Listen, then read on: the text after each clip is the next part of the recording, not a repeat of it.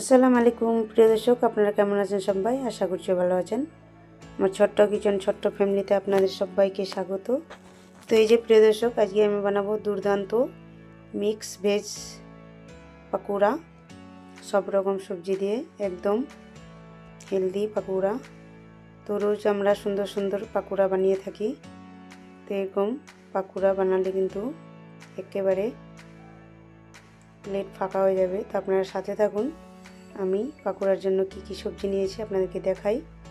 এই যে আপনারা দেখতে পাচ্ছেন পুরো সবজি নিয়েছি আমি।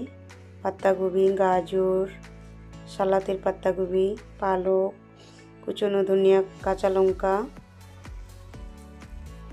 তো প্রিয় দর্শক, এই যে প্রথমে আমি বেসনের মধ্যে 1 চামচ আমি পুরো কস্তুরি মেথি দিলাম। কস্তুরি মেথি দিলে পাকোড়াতে খুবই সুন্দর একটা খুশবু বেরোবে।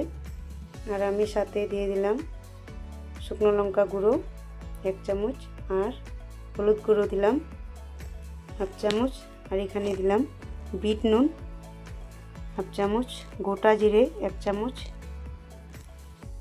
আর 1/2 চামচ দিয়ে দিলাম জিরে পাউডার। এতে করে কিন্তু পাকোড়ার টেস্ট দুগুণা বেড়ে যাবে। আর এখানে আমি 2 চিমটে বেকিং পাউডার দিয়ে দিলাম, আর এখানে স্বাদ মতো নুন দিয়ে দিলাম। তো আমি এখন খুব সুন্দর করে মিক্স করে নেব। তো প্রিয় দর্শক, প্রথমে বেসনের মধ্যে এইভাবে দিলে কিন্তু খুবই সুন্দর ব্যাটারটা তৈরি হবে আমার। তো আমি একটু একটু করে পানি দিয়ে ভালো করে বেসনের ব্যাটারটা তৈরি করে নেব। তো প্রিয় দর্শক,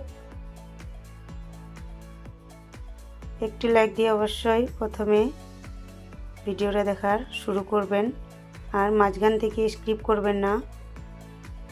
একটি লাইক দিলে খুবই সুন্দরভাবে ভিডিও দেওয়ার উৎসাহ পাই আমি। তো আপনারা সবাই ভিডিওটা দেখেন, একটি লাইক দিতে ভুলে যান। তো প্রিয় দর্শক, একটি লাইক অবশ্যই দিবেন। এই যে প্রিয় দর্শক, প্রথমে আমি ব্যাটারের মধ্যে কুচনো আদা দিয়ে দিলাম, কাঁচা লঙ্কা দিয়ে দিলাম, পেঁয়াজ কুচি দিয়ে দিলাম, পাতাকপি দিয়ে দিলাম। তো একে একে আমি সবগুলো সবজি দেখতে পাচ্ছেন দিয়ে দেব। তো এগুলো সবজি কিন্তু খুবই প্রোটিন জাতীয়, আপনারা সবাই জানেন কত হেলদি। আর আমরা তো এখন সবজি বেশি খেতে পারি না, রোজা ইফতারের পর কিন্তু কিছু খাওয়ার ইচ্ছা করে না, তো সবজি এরকম খাওয়া হয় না। তাই আমি এরকম সবজি দিয়ে কিন্তু আজকে পাকোড়া বানাচ্ছি। আর এই যে পুরো পালক শাক নিয়েছি। তো আপনারা সাথে থাকুন, খুবই ভালো লাগবে। তো প্রিয় দর্শক, আমরা তো খুব সুন্দর সুন্দর পাকোড়া বানিয়ে খাই, একবার এইভাবে বানিয়ে দেখবেন। খুবই হেলদি পাকোড়া, একদম ন্যাচারাল, আর খুবই সুন্দর, শরীরের পক্ষে খুবই ভালো। তো প্রিয় দর্শক, এইরকম পাকোড়া ইফতারের টাইমে থাকলে কিন্তু প্লেট একেবারে ফাঁকা হয়ে যাবে। তো আপনারা সঙ্গে থাকুন, আমি পাকোড়াগুলো ভাজবো। তো প্রিয় দর্শক, আপনাদের অসংখ্য ধন্যবাদ জানাই কমেন্ট করার জন্য। আর আমার চ্যানেলে যারা নতুন প্রিয় দর্শক, আপনাদের বলি একটি সাবস্ক্রাইব দিয়ে চ্যানেলটাকে অবশ্যই পাশে থাকবেন, আর অবশ্যই কমেন্ট করবেন। সেই কমেন্ট ধরে কিন্তু আমি আপনার চ্যানেলে গিয়ে পৌঁছাবো। তো প্রিয় দর্শক, এই যে আমার এদিকে তেলটা গরম হয়ে গেছে ভালো করে, আর এখন আমি পাকোড়াগুলো একে একে দিয়ে দেব।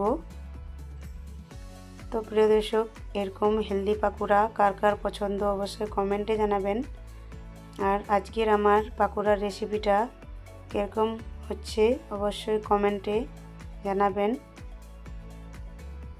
তো এখন আমাদের রমজান, এই জন্যে বেশি কিছু সবজি তো খাওয়া যায় না, তাই আমি এরকম পাকোড়া বানিয়ে আপনাদের সামনে শেয়ার করলাম।